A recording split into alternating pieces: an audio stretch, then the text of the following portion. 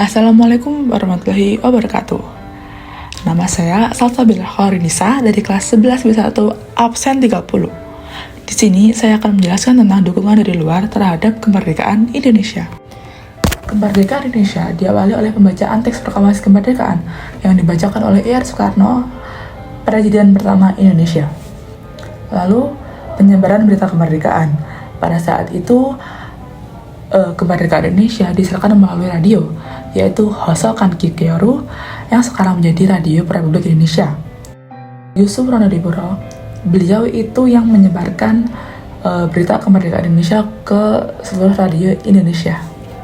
Nah, di sini peta konsepnya yaitu pengakuan kemerdekaan Republik Indonesia dari berbagai negara.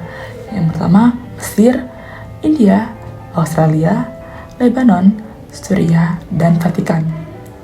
Lalu pengakuan kemerdekaan RI oleh PBB. Yang pertama yaitu upaya diplomasi Indonesia dalam memperjuangkan kemerdekaan di Presentasiun Forum PBB. Yang kedua, peran PBB dalam memperjuangkan kemerdekaan Indonesia. Konferensi Meja Bundar, tonggak pengakuan Belanda terhadap kemerdekaan Republik Indonesia. Yang pertama yaitu latar belakang pelaksanaan Konferensi Meja Bundar atau KMB. Yang kedua, pelaksanaan Konferensi Meja Bundar atau KMB. Yang ketiga, pengakuan dan penyerahan kedaulatan Indonesia pasca KMB. Syarat berdirinya negara yaitu memiliki wilayah yang berdaulat, terdapat rakyat yang mendalami wilayah, memiliki pemerintah dan pemerintahan, memiliki undang-undang, pengakuan kedaulatan atau kemerdekaan oleh negara lain, baik secara de facto maupun de jure. Nah, Mesir merupakan negara pertama yang mengakui kemerdekaan Indonesia secara de facto pada tanggal 22 Maret 1946. Nah, pengakuan Mesir terhadap kemerdekaan Indonesia juga terlepas oleh keberadaan organisasi Ikhwanul Muslimin yang dipimpin oleh Hasan al-Banna.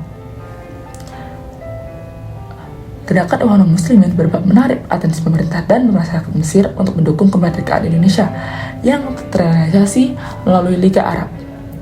Lalu, melalui Liga Arab, Mesir berhasil meyakinkan Suriah, Qatar, Irak, dan Arab Saudi untuk mendukung kemerdekaan Indonesia dalam sidang majelis yang digelar pada tanggal 18 November 1946 yang menyebabkan Liga Arab memberikan pengakuan secara resmi terhadap kemerdekaan Indonesia. Dukungan pemerintah Mesir terhadap kemerdekaan Indonesia kembali diwujudkan dengan mengutus diplomatnya bernama Muhammad Abdul Munim berkunjung ke Indonesia pada 13 sampai 16 Maret 1947 untuk menyerahkan surat resmi berisi dukungan negara Liga Arab terhadap kemerdekaan Indonesia kepada Presiden Soekarno. Lalu pada 10 April 1947, Presiden Soekarno mengutus beberapa diplomat seperti H. Agus Salim, A. R. Baswedan, Nazir Pamancar, dan Rasidi untuk mengemban misi kunjungan balasan ke Mesir. Kunjungan diplomatik Indonesia ke Mesir tersebut mendapatkan pertentangan dari Belanda. Akan tetapi, hubungan diplomatik antara Indonesia dan Mesir justru semakin terus terjalin melalui misi diplomatik lanjutan 26 April 1947. Diplomasi yang diwakili oleh Sultan Syahrir dan H. Agus Salim tersebut berlangsung cukup intens dengan sejumlah pejabat tinggi Mesir. Nah, di sini ada foto Hasan al-Banna yang sedang berbincang dengan H. Agus Salim. Lalu ada India, upaya diplomasi beras. Nah, untuk membuka blokade Belanda, pemerintah Indonesia yang sedang saat itu di bawah pemerintahan Perdana Menteri Sultan Syahrir berhasil mendapatkan momentum yang tepat. India sebagai negara jajahan Inggris tengah terancam bencana kelaparan. Sementara Indonesia pada tahun 1946 diperkirakan mengalami surplus beras sebanyak 200.000 sampai 500.000 ton. Sebagai imbalannya, pemerintah Indonesia meminta bantuan beras tersebut ditukar dengan tekstil dan obat-obatan. Upaya diplomasi yang dilakukan Sultan Syahrir dan India tersebut kemudian dikenal dengan istilah diplomasi beras. Beras-beras pun kemudian diangkut ke pelabuhan yang dikuasai sekutu Inggris. Sir Pandit Jawaharlal Nehru sebagai tokoh pejuang kemerdekaan India menyambut ulur tangan Sultan Syahrir sehingga kapal-kapal India datang ke Jawa untuk mengangkut beras tersebut. Pemberian bantuan beras ke India menjadi awal hubungan bilateral modern antara Indonesia dan India. Nah, ini adalah foto upaya diplomasi beras dari Sultan Syahrir kepada India. Australia. Australia adalah negara ketiga yang mendukung kemerdekaan Indonesia.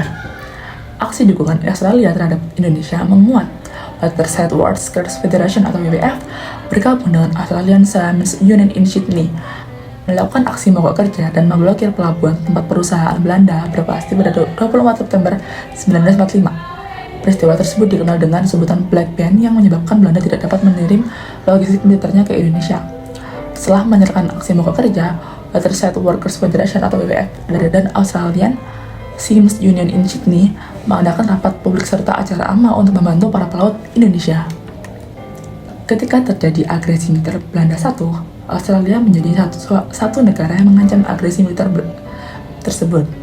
Dengan cepat, pemerintahan Australia mengambil kasus agresi militer Belanda. Pada sidang Dewan Keamanan Australia mengajukan pemerintahan resmi kepada PBB, pertikaian antara Indonesia dengan Belanda dibahas dalam sidang Dewan Keamanan PBB.